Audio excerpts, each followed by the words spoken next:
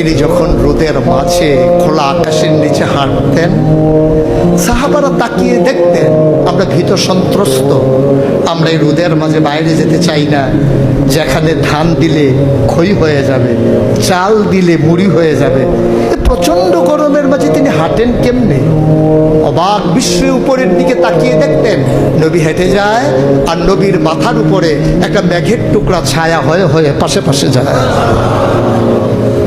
এবড়ো থেবড়ো পাথরগুলোর উপর দিয়ে আমার নবী যখন হাঁটতেন, পাথরের কোনা বের হওয়া পাথরে সবাই হাঁটতে ভয় পেতেন, অথচ নবী সেই এবড়ো থেবড়ো পাথরের উপর দিয়ে হেঁটে যেতেন।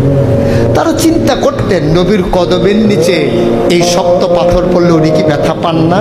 পরীক্ষা করার জন্যে পেছনে পেছনে অনেকেই দৌড়াতেন। দৌড়ে দৌড়ে নবীর কদম মুবারকের নিচে যে পাথর পড়ে গিয়েছিল ওরা হাতে তুলে দেখতেন নবীর কদমের সম্মানে শক্ত পাথর তুলার মতো নরম হয়ে গেছে।